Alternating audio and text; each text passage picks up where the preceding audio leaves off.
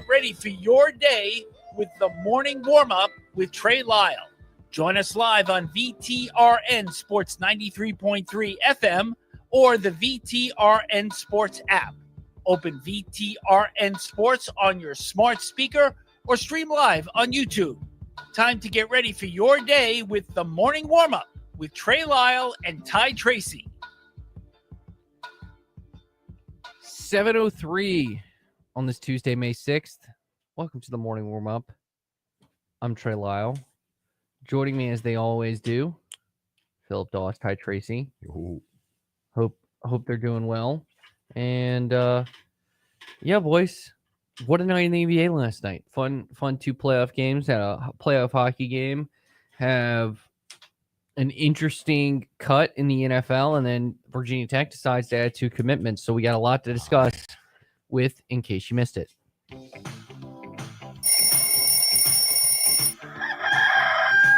Keeping up with sports 24/7 takes some serious effort, especially when you're sleeping. Don't worry, the morning warm-up stays alert around the clock. Now here is everything you missed last night.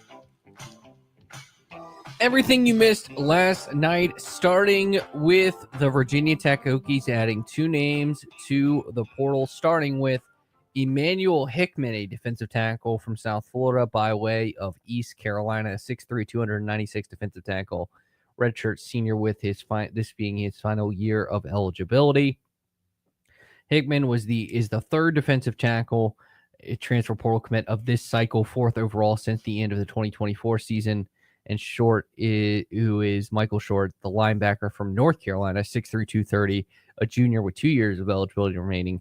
The 6'3", 296-pound Hickman also previously played for East Carolina, as mentioned, originally from Chesterfield, which is just south of Richmond.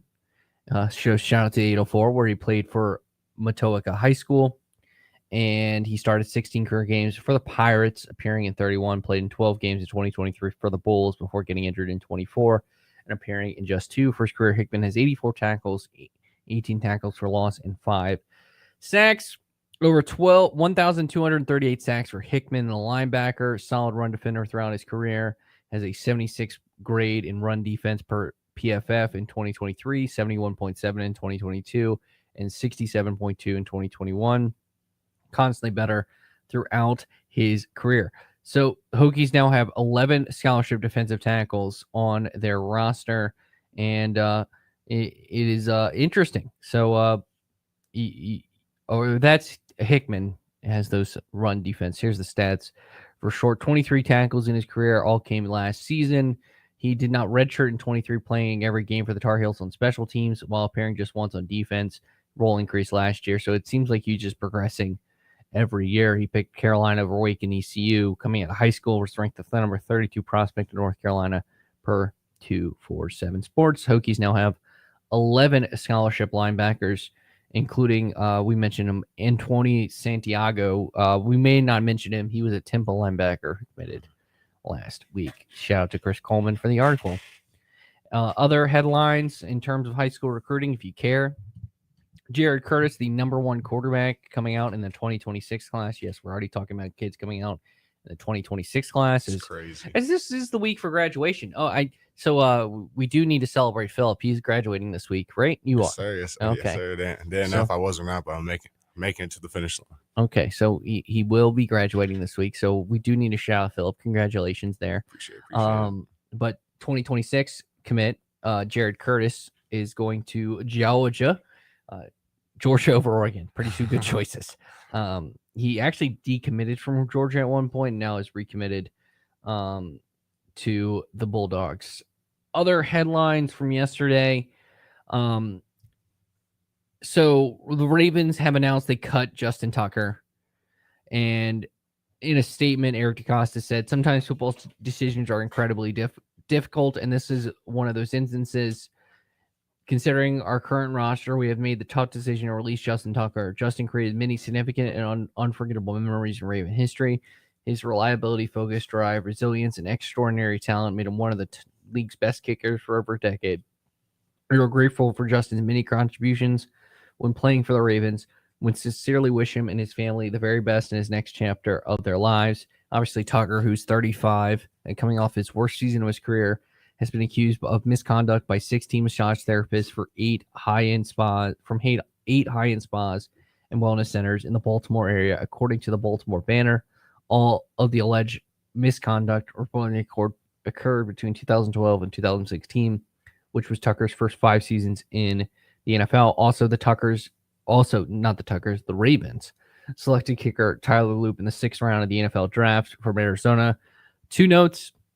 This was being reported as a football decision, where it's obviously not fully a football decision. It's a football player that will probably be suspended by the league, that is 35, that is clearly past his prime and is coming off his worst season in the NFL, and he was the league's highest paid kicker. And as soon as they drafted a guy, they drafted Tyler Loop, as mentioned, from Arizona in the 6th round. The writing was on the wall there, even though they phrased it as a competition.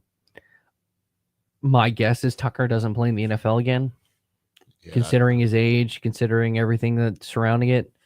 I think also Deshaun Watson doesn't play in the NFL again. Like, if you want to compare those two situations, but yeah, this is, while it's being phrased as a football decision, and I guess you can see the football aspect of this decision. You have a 35-year-old kicker that you're supposed to be paying the highest in the league, and he's not reliable like he was, especially from 50 plus, where that was his special talent, is that he basically was automatic from 50 plus. That's gone now. It just kind of made a decision for the Ravens to cut ties. Yeah, I was kind of shocked for a moment, for real. But like you said, it's just off the field issues and everything. That's what was really messing him up. And he was coming off probably one of his worst performance this season and stuff. I mean, do I see him getting? I can see him probably getting a second chance from another team, but it depends on the allegation, though. That's the only thing. When Ian Rappaport comes out, Ian Rappaport kind of already said it was that he's assuming it's his last chance.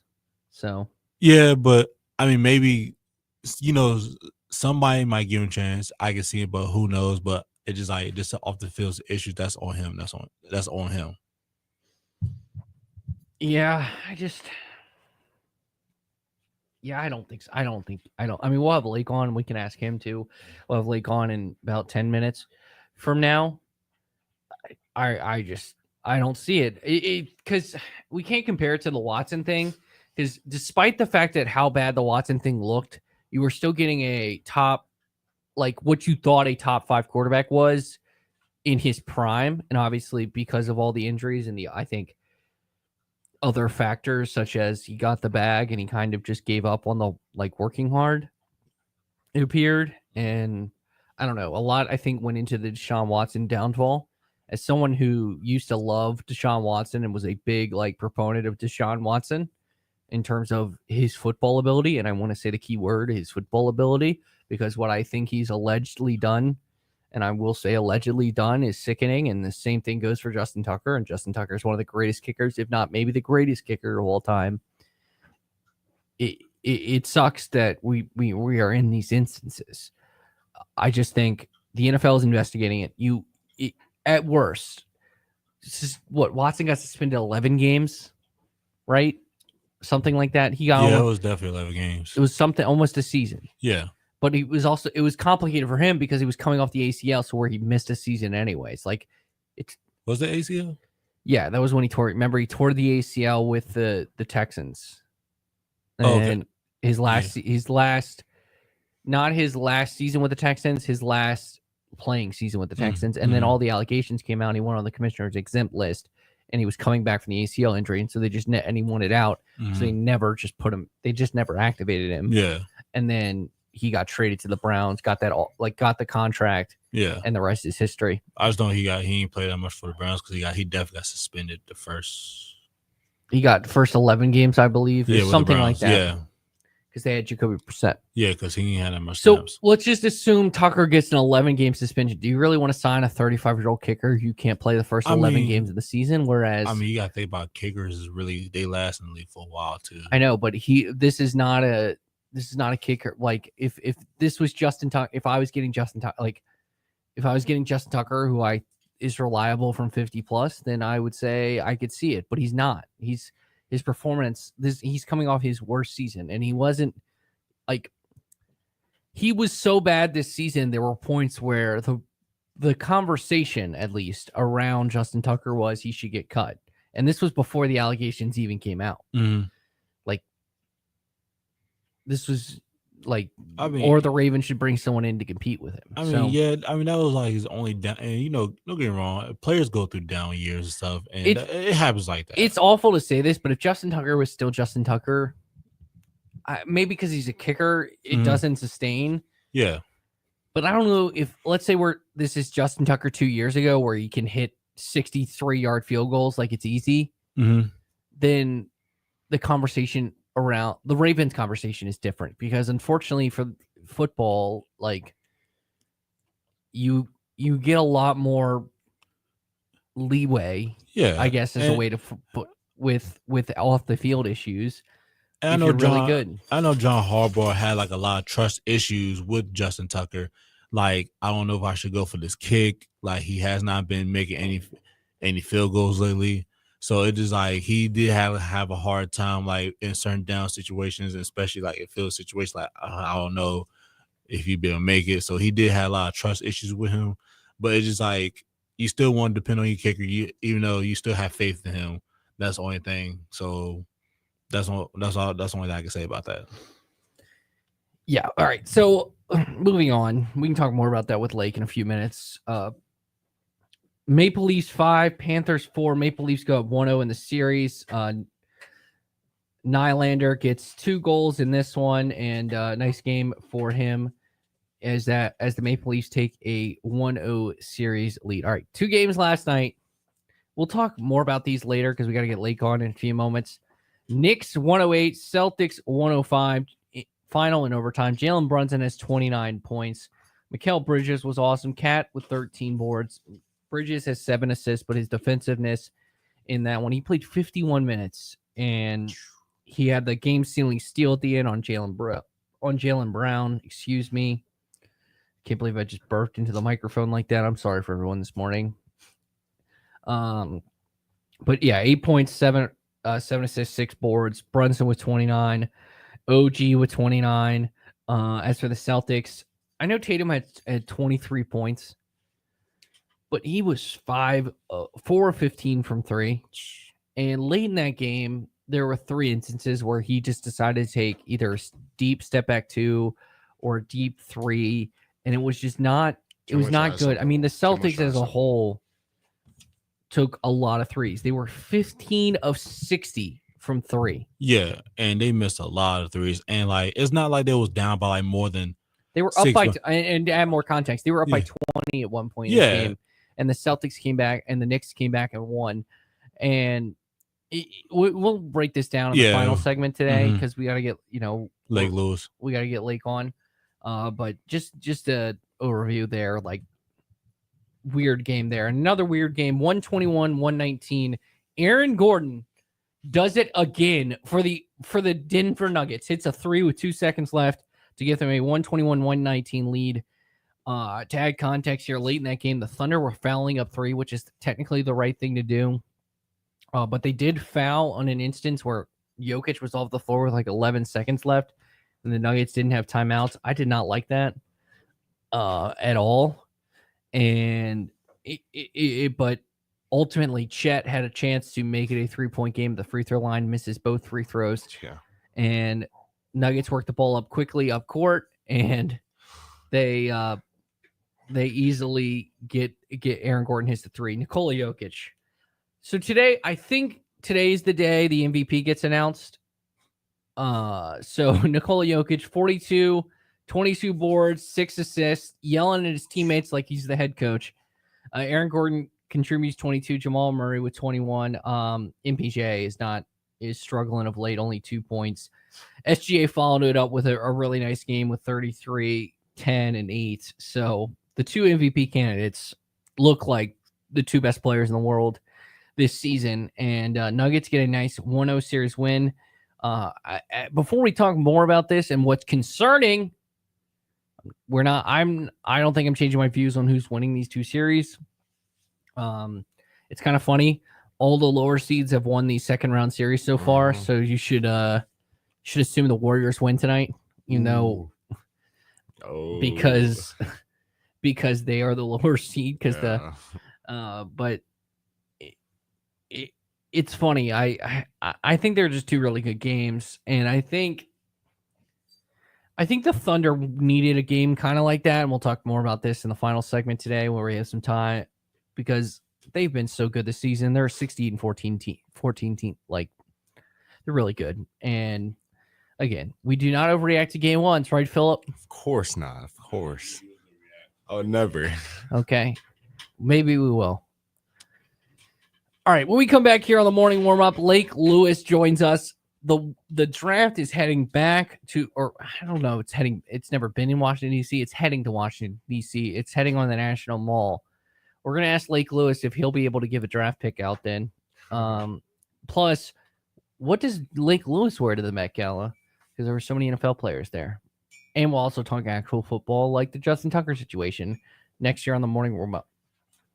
Get more at the Used Car Superstore on the Sheeler Motor Mile, your premier used car dealer serving Southwest Virginia and surrounding areas for over 50 years. With more selection, more value, and more finance options. Plus, your trade is worth more. Get the best selection with more Hondas, more Hyundais, all your favorite makes and models. Over 900 used vehicles in stock now. That's way more than any other dealer in the area. Volume selling means volume pricing, and we've got the volume, all in one location on the Motor Mile. The Used Car Superstore is your one stop for cars, trucks, vans, and SUVs. Many have miles in the teens, remaining factory warranties, and some are even local one-owner vehicles. Plus, Sheeler owns the finance company. Getting approved for credit is easy on the Motor Mile, with financing options for every budget. We finance your future, not your past. You're a valued customer and not just a number on the Motor Mile. Get more with straightforward pricing and more inventory arriving daily.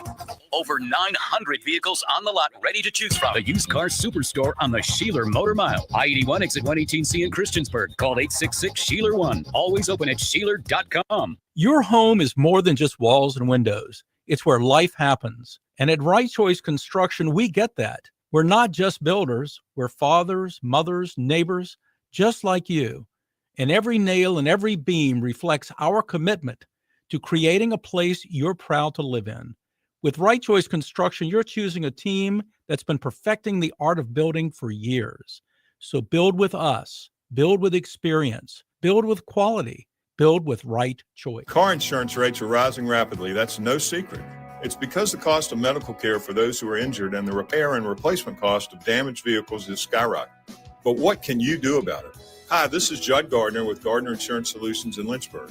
We've been helping Central Virginia drivers purchase the coverage they need at affordable prices since 1993. Talk with us before you pay again. We represent numerous companies and have many cost-saving strategies. Gardner Insurance Solutions, 434-316-5433. Hi, Gary III here, and I'm excited to say spring has arrived at Gary's Garden Center with great plants and a great selection. Gary's has seasonal color flowers along with vegetables, 60-plus varieties of herbs, perennial flowers, and much more. With friendly service and great advice, we are always happy to answer your questions. Visit Gary's Garden Center at 794 Leesville Road for all your lawn and garden needs. Stop by, say hi, and take a look around. Head to lynchburg-hillcats.com to lock in your tickets for the Lynchburg Hillcats this season. Now here's VTR in Sport. Good morning. We are just getting your day started here on VTRN Sports with the morning warm-up. Stay connected with the show at Trey Lyle VT and Ty Tracy 90 on Facebook, Twitter, and Instagram. Listen wherever you are with the VTRN Sports app or watch the show live on YouTube at youtube.com/VTRN Sports Lynchburg. Now, back to the morning warm-up. 7:22 on this beautiful Tuesday, May 6th. Little not as foggy today as it was yesterday. I think it's springtime, so we get those things. By the way, we will have today in sports history. I'm not forgetting. Let's go. Philip. I never want you to. Philip, we'll talk this off the air. I don't know when your internship ends. We kind of have an open end date here at the Virginia Talk Radio Network and VTRN Sports. So, but you graduate this week. Mm-hmm. This week, you get to dun, dun, dun. I don't know. I can't do the song. But walk across the stage and hug mom and dad, and get the little paper, the $100,000 piece of paper. You're right. You excited? Hey, how you feeling? You want to reflect on your time at Liberty real quick before we get Lake on? Kind of feels like a little bit of it's been good. It feels kind of like a fever dream. Like 1 or 2 years just didn't happen. First year was kind of in my room a lot. It was the COVID year, so we just had class online, so not a lot really happened. But being in Lynchburg your whole life, it feels like something you just had to do or something. Just felt like another normal day almost. Just going to school, coming home. It's definitely been a rewarding experience, but I'll probably somehow end up back at school in some sort of fashion. So it just keeps going. The day goes on. Oh, so you're gonna get your master's? Is that what you're saying? It's leaning towards that. Well, you know who is a master of his art? Lake Lewis, as he joins us now. You see, that's called a smooth transition, folks. Lake Lewis Jr. joins us here at Lake Lewis Jr., of course, the host of the Lake Lewis Jr. show on Twitter. Oh, he cannot hear us right now. Can you turn the thing on? Can you? Let's see here. Okay, we're working on some technical issues. Okay, so it might be on Lake's end. All right. Let's see here. All right, we're gonna get Lake on in a second.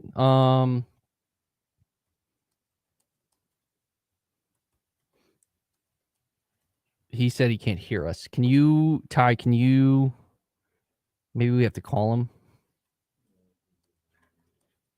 It's on the sheet. All right, we're gonna call Lake. I think.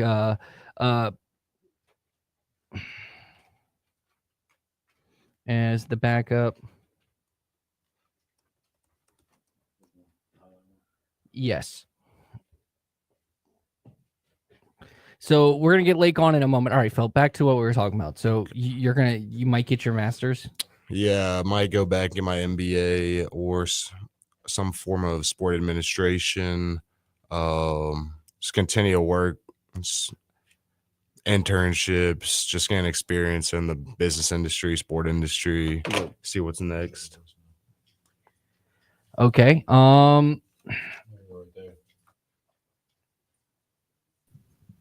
Lake, can you hear us now? Nope. He doesn't hear anything. Is my studios, everything's good on our end? Okay. This is great live radio. Okay.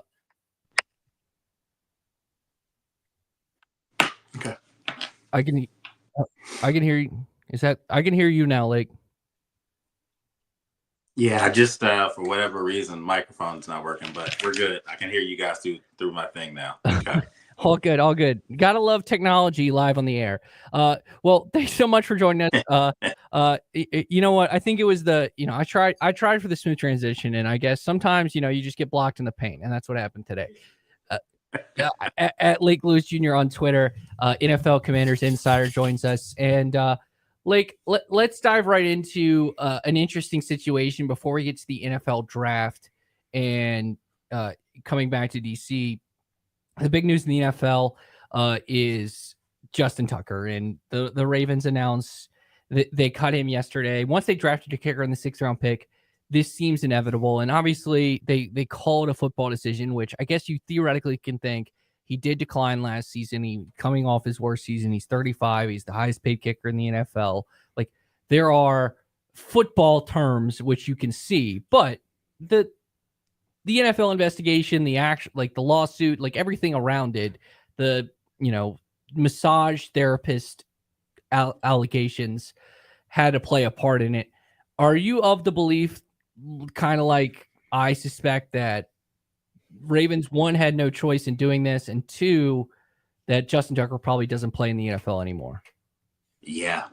I think there's a chance that his career might be over because he is 35, but we've known kickers to go up to 40 years old and be productive. And he's a productive kicker. I mean, a bad Justin Tucker year, football terms, is still better than 90% of the kickers in the league. It's just that we're not used to seeing him miss consecutive field goals and field goals within 40 yards and things like that.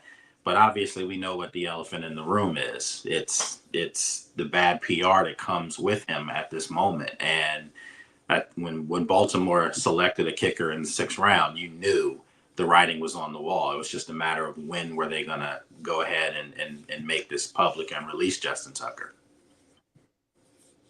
So do you think I guess it's different than the Deshaun Watson situation? One, because Deshaun was a quarterback, and two, like Deshaun was still quote unquote in his prime, and no one expected Deshaun. Like, and again, I want to talk about Deshaun like in football terms, like what happened on the field. No one expected that. Is that why this situation maybe is differently? Plus, it's a different organization, the Browns versus the Ravens, but how the Ravens really didn't give Tucker as much, let the thing play out, kind of like what the Browns did, and obviously the Browns doubled down on it by giving them a big contract. Yeah, it kind of makes you wonder if there's a little bit more to the story, that maybe the Ravens did more homework on it and found out more that they didn't like.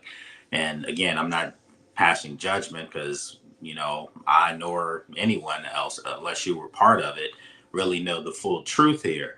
But I just know if the Ravens as an organization are first class, and they try to do everything, having covered them before, they try to do everything first class. And they don't want this kind of PR. They don't want this kind of publicity. And it goes to show you how deep and how rooted in their values they stand, because we're talking about one of the most successful, maybe top 5 Ravens in the history of that organization as far as his production on the field. And he's still there, so it's just a nasty, bitter end in the way it's going down to, a player that was beloved in Baltimore. But I again, when they selected a kicker, you knew that this was a matter of time when it was going to happen. And it did. It happened yesterday.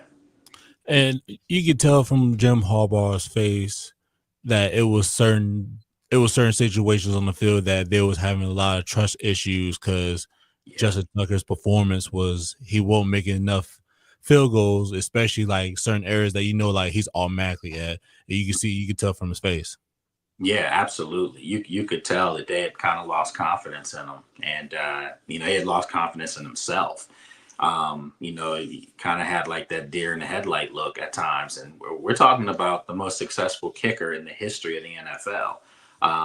The only thing Justin Tucker never accomplished was he never had a chance to kick a game-winning Super Bowl field goal, like an Adam Vinatieri or something.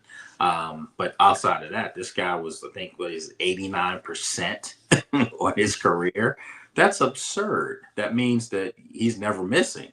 And again, in order for a guy like that to be moved out, I truly believe Baltimore would have given it, let's just say none of the off the field stuff happened, they would have given him every opportunity to write it, to get better this year, to learn, okay, maybe I can't use my strong leg like I had in the past because it's not as strong anymore because I'm older. Maybe now they, develop a different style for him. But at the end of the day, he's not getting that. And as you said earlier, guys, I'm not sure if he's going to get an opportunity with another team, because let's face it, there are a lot of teams that need kickers, that need really good kickers, and he's a great kicker.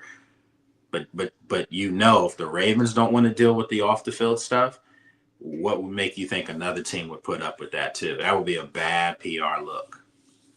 Yeah, I mean, look at what happened to the Browns, and they're still dealing with the fallout of that as well. Moving on. So, week after the draft, we're 2 weeks after the draft, we're kind of in this dead period where we're, sort of off season workouts, but, in terms of newsworthy things to talk about when it comes to, particular football teams, we search for stuff. I was going to ask you about the Met Gala. That's all we got. What'd you think of what Jalen Hurts and Saquon Barkley were wearing, or Joe Burrow and Jamar Chase? I think Stephon Diggs also had an outfit there. But we'll oh my God, them dresses. It's not what threw me off the most. I'm going off topic. Andre 3000 had a whole piano on his back. Okay. That really threw me off. Lake I'm sorry. I bet Lake could rock that. All right. But then all of a sudden, the reports come out that the draft is heading to Washington D.C. and it was announced officially yesterday in the Oval Office. Obviously, this is something that was probably in the works for over a year now. I think the hardest part is it had to go through 2 administrations. We're not going to get political here, but just the fact that if you know anything about transitions of power and anything, it's difficult to maintain certain projects when you change leadership, especially if you want to know the guy that's in now and his complicated relationship with the NFL, but we don't need to talk about that. Mm-hmm. But the fact that the draft is going to be heading to DC and it's, I think, going to be real, like Vegas was probably the coolest venue in terms of the fact they did it like on the strip, on the Fontainebleau, they had near the Bellagio. It was kind of, they got really creative with it.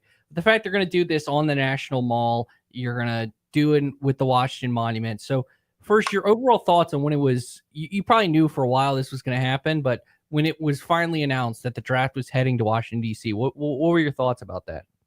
Well, I was under, me, myself, I was wondering if they were going to change it because I knew that Washington was sitting in a good spot.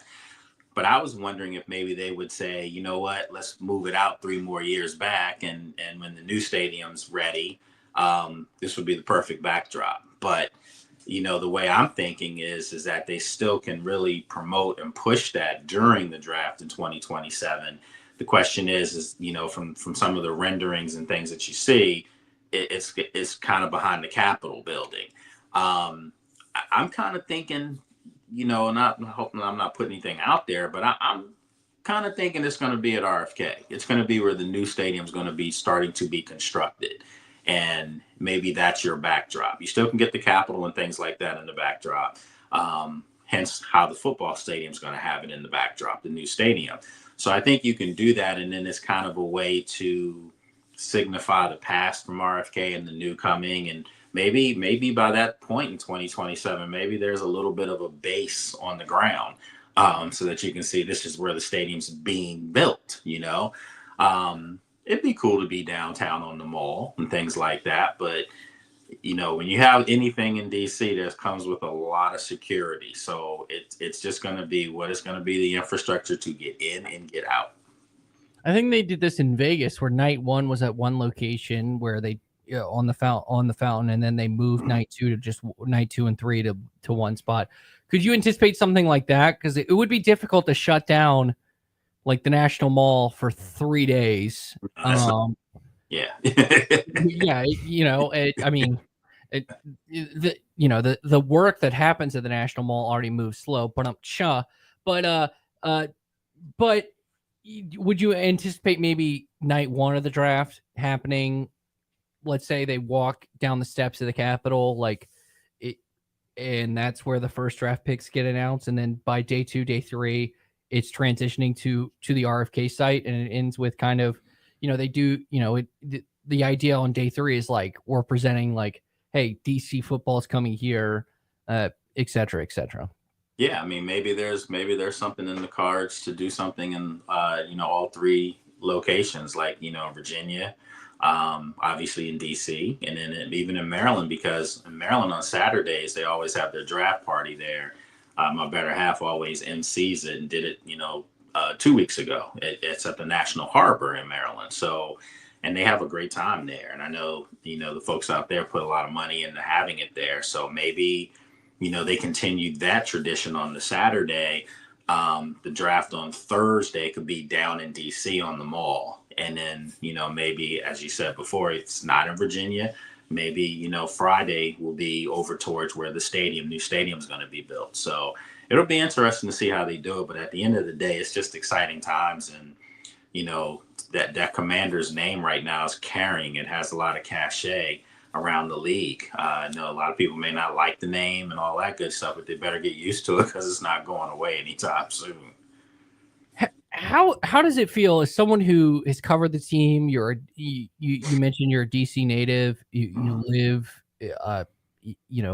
in Virginia, so you're around Commanders fan. I mean, the Lake Lewis Jr. podcast. Check that out. the Virginia Tech Radio Network on the podcast tab. You talk to fans every week.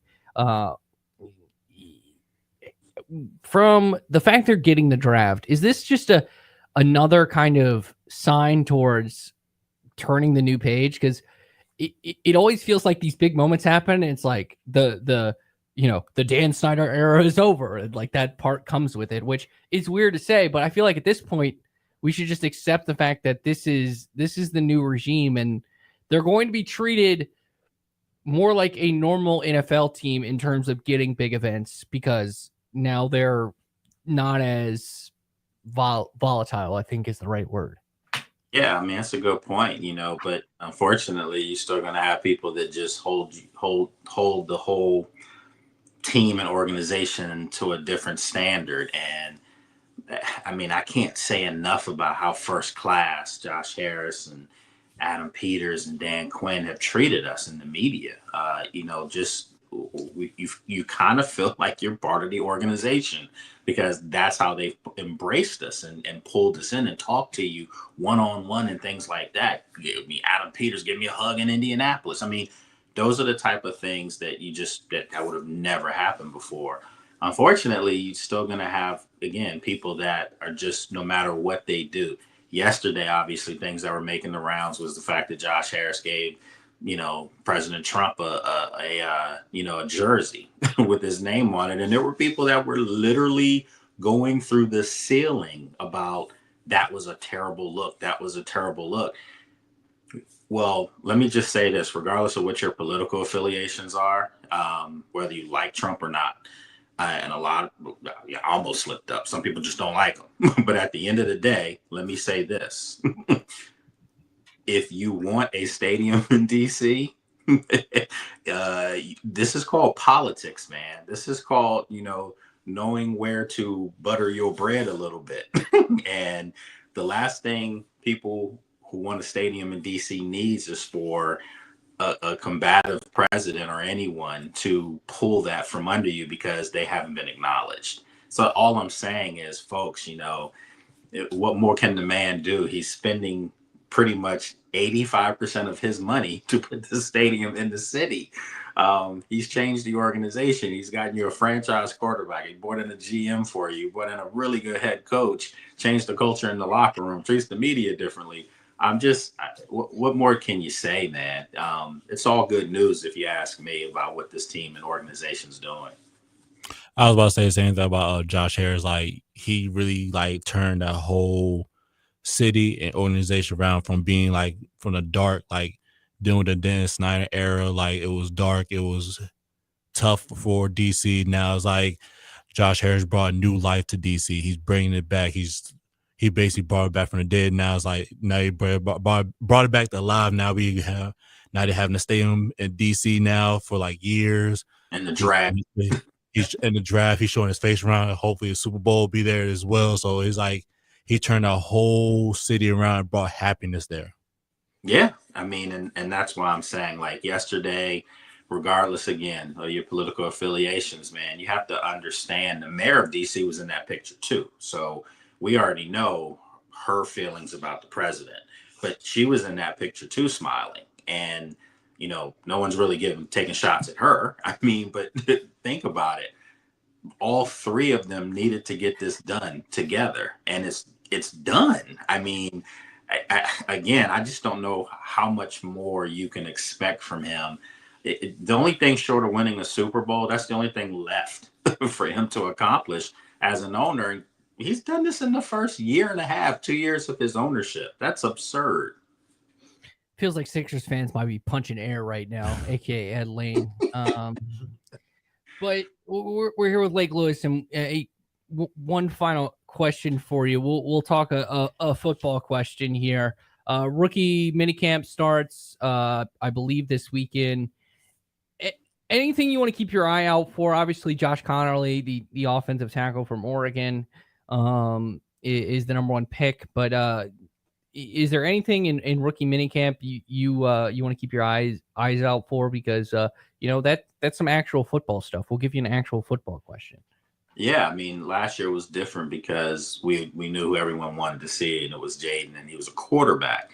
And his play elevated their rookie minicamp just off the bat because he was just such an elite player. This year, I wouldn't expect that to happen. With the quarterbacks, no offense to the quarterbacks, no, this kid from VTech will be there, blah, blah, blah. But I just want to see, the draft picks. I am looking to see Ja'Cory Krosky-Merritt. I do want to see, how big he is. I want to see how fast, elusive he is. Things like that. And then also Gabe Taylor's going to be there, Sean Taylor's younger brother, so you want to see how they're using him. Is kind of a smaller safety. But at the end of the day, he's a really good football player with a nose for the ball. And he's got that name, that pedigree, so it'll be interesting to see how they do this. And then also one of the little things that I'm looking forward to is, last year they introduced to everyone at rookie minicamp the whole bring the group together before practice and get them hyped up and go through these competitive drills against each other before practice even starts. And you would see us posting that all year long. They get in the huddle, and then they break up, and it's defense or versus the offense in these drills where the coaches are screaming and yelling and hyping them up. They introduced that last year, in that rookie minicamp. So I want to see if they do the same thing this year. Is that the tradition that they always will do? And see how the guys respond to it. Because some of the rookies I could tell were like, man, this is kind of like military-ish, So we'll see how that happens. And that quarterback he's referring to is, of course, Colin Schlee from Kent State, UCLA, and then Virginia Tech, who was their backup this season. Just to finish with that, traveling all around the world, kind of like what Washington, D.C. is, a people from all around the world coming together where the NFL draft will happen in 2027. Someone who will be there, I would assume, I think, should give out a draft pick, but he might fight me against that, is Lake Lewis. At Lake Lewis Jr., NFL and Commanders Insider, joins us each week. Check out the Lake Lewis Jr. podcast, wherever you get your podcast, or on the Virginia Talk Radio Network page. All you have to do is click the podcast tab. Lake, thanks so much for joining us this morning, despite the fun technical loopholes we had to jump through to get you on. We made it work, man. That's all that matters. All right. Thanks a lot, guys. Thank you so much. And when we come back, Philip steps into the batter's box with Today in Sports History, plus more reaction to the NBA playoffs last night, plus Canes Caps. Hopefully, we might be able to sneak in a little bit of a preview, depending on how much time we have left here on the morning warm-up. Mark Dalton here with the Terry Auto Group. If you don't love your car, then you're simply just driving the wrong one. At Terry Volkswagen, Terry Subaru, Terry Auto Outlet, and the Terry Clearance Center, we've got the perfect new or used car for you. We make your car buying experience easy. Need help with imperfect credit? No problem. Our team works hard to get you approved and back on the road. Because when you shop at Terry, you drive away happy. Visit us at any of our 4 locations or online at terryautogroup.com. Terry Auto Group. You'll love our cars. Experience, reputation, growth.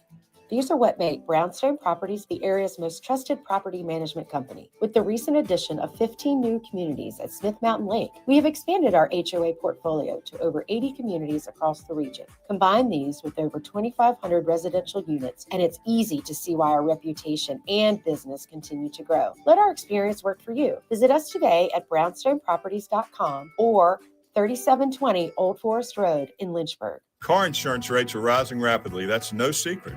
It's because the cost of medical care for those who are injured and the repair and replacement cost of damaged vehicles is skyrocketing.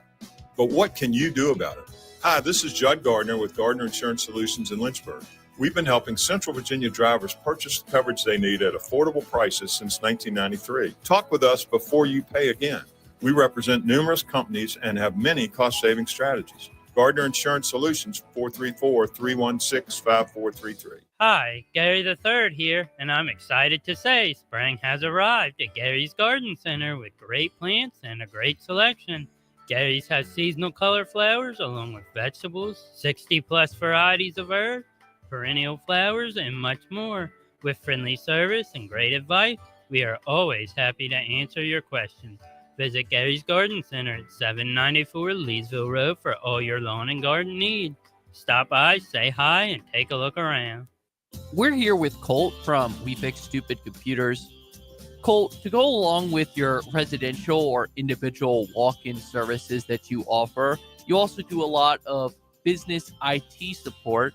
How about you discuss that, and what specifically do you do to help businesses in the area? We see a lot of that. Small to medium-sized businesses, they still have their IT projects. They still need resources to help them within their office and for remote users. And so we'll step in and fill in the gap where we do a lot of projects for them, help them manage their resources, their budgets, and get their technology under control. Colt, how can these people reach out to you to assess their IT needs? Call us. Our number is 434-525-8590. Our website, wefixstupidcomputers.com. We're on Facebook, and our office is here locally, 14690 Forest Road, right next to Scott's Cabinet on 221. Good morning. We are just getting your day started here on VTRN Sports with the morning warm-up. Stay connected at Trey Lyle VT and Ty Tracy 90 on Facebook, Twitter, and Instagram. Listen wherever you are with the VTRN Sports app, or watch the show live on YouTube at youtube.com/VTRN Sports Lynchburg. Now, back to the morning warm-up. 7:49 on this beautiful Tuesday, May 6th. It's time for Today in Sports History. Can Phillip do it? Let's go. Iguodala to Curry, back to Iguodala, up for the layup. Oh, blocked by James. Many doubted we'd ever see it.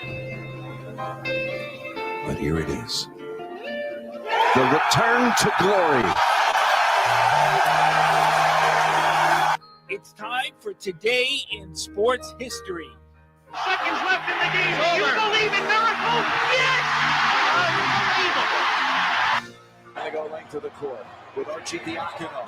3 seconds at midcourt. Jenkins gives it to Jenkins for the championship. Let's hear what Ty really knows about what happened on this day in sports history.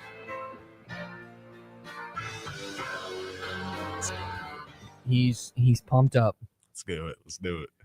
In 1915, this future baseball Hall of Fame slugger hit his first career home run. 1915? Yes. And it's the obvious one. Babe Ruth? Yeah. Let's go, baby. Hey. Man, 1915, that's early. Yes. Oh, man. I mean, he was on the 1927 Yankees, which arguably is the greatest team of all time. So, yeah, he's an old, yeah. Starting off good. All right, we're gonna jump to 1997, the year I was born. I was 9 days from being born when this happened. Legendary college basketball coach became the head coach of the Boston Celtics. It wasn't successful. He is a current coach and led a team to a 2 seed in the NCAA tournament this year, and maybe revitalized this team back to glory. Yeah. He also plays in an iconic arena that the Celtics might play in soon. Oh, I just said the team name.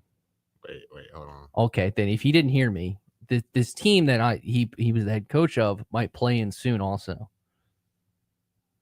He's playing against. Oh, he became the. Oh, you're looking. I said the team. Yes, you're looking for the coach. Yeah. So I can't say the Celtics. The Celtics are about to play in this arena too. So what arena are they about to play in? Let's start. Madison Square. Okay. What teams play in Madison Square Garden? The Knicks. And what college team plays in Madison Square Garden? Syracuse. No, they play in the no. Conference. They're in the Big East. They just won the Big East. Wait. Whoa. They Come on, it didn't go well. His son now just became the head coach of Xavier. He's legendary in the Big East. He was also the head coach of Kentucky at one point, the head coach of Louisville at one point. He was the head coach of Providence at one point. He's legendary. This is gonna be that one. Come on. Well, you got to guess a name at this point. Just think of famous college coaches. I know it's not right. I know it sounds right at school. I'm just going Tony Bennett. I know it's UVA. No, I know. no, I had to it's say Rick something. Pitino. Rick Pitino. I had to say a name. Of all things, you said Tony Bennett. It's Tony Bennett, who never got near a Big East team. Yeah. I was gonna. Yeah. Had to throw something out there. All right. In 2006, the Phoenix Suns became the eighth team in NBA history to win a series after trailing 3-1 with a 121-90 victory over this team in Game 7 of the Western Conference opening round series. I think this was the series where if I said the player, you would know the team name. Hit that iconic shot where he does the little thing and you see his undershirt. Yeah. That should have given it. Am I guessing the team? Yes, you're guessing the team. But if I said the player, you would know the team. Like that. That's why I'm not saying the player's name. Seen it before, it's iconic. Yeah. In overtime, he hit the game-winning jumper. Jeez. The Suns beat them. Yes. It's a team we've talked. It's a team that it gets talked about a lot. Mavs. No, it's the Los Angeles Lakers. I was talking about Kobe. Oh. You did not see the icon. No, I have. We are doing. Jeez. It's all the obvious ones today. All right, If we do Sports Jeopardy, Pablo Sandoval in 2019 became the second MLB player since 1900 to throw a scoreless outing, hit a home run, and steal a base in the same game. And this team's 12-4 loss to Cincinnati.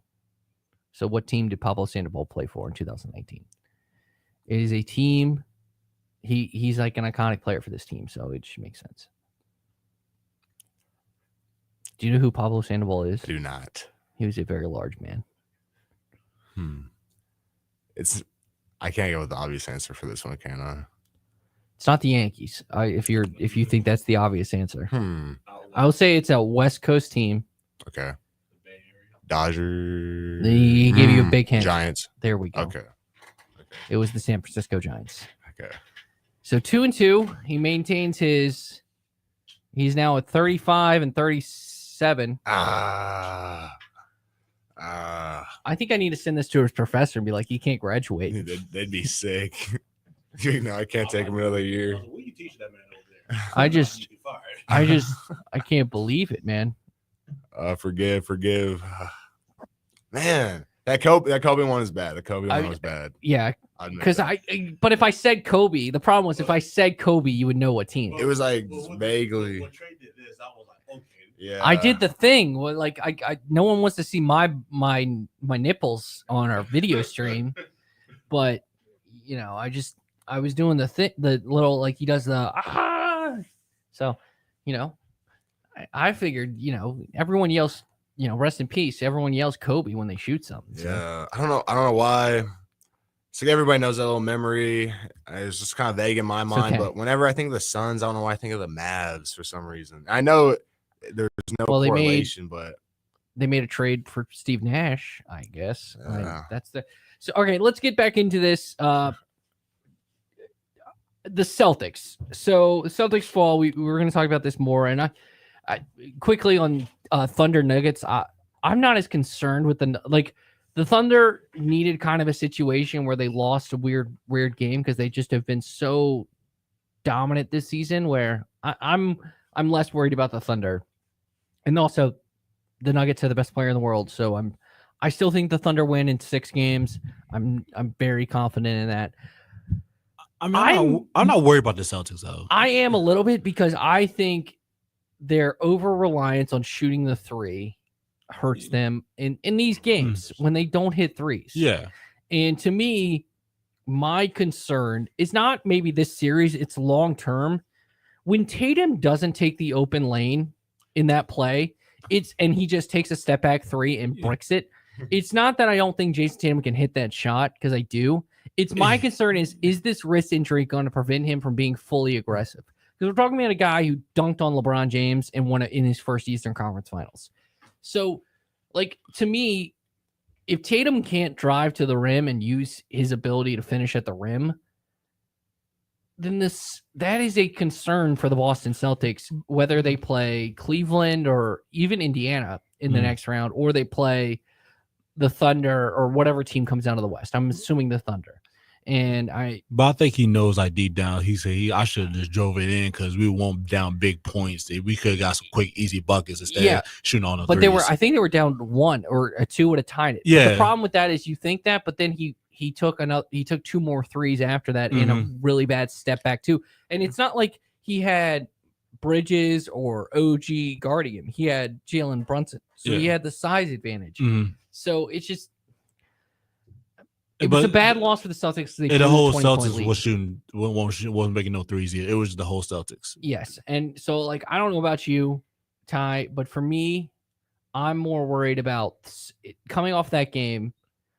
Whereas I think the Celtics will still advance. I'm still more worried. I think that loss concerns me. Left a bad taste. I think they left a bad taste in their mouth. More for Boston than it does for Oklahoma City if we're comparing those two teams. Yeah. Even if you want to throw Cleveland in, like.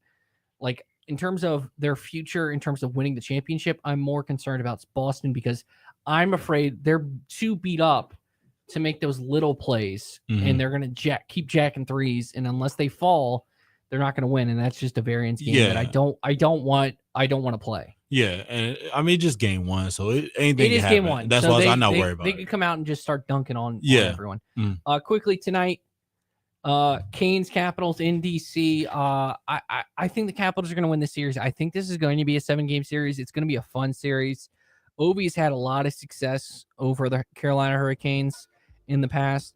Fun goalie matchup, but give me Washington to win this series over Carolina. That will do it for today. Tomorrow we'll have Bryson Gordon on, plus a lot more fun on the morning warm-up. See you then.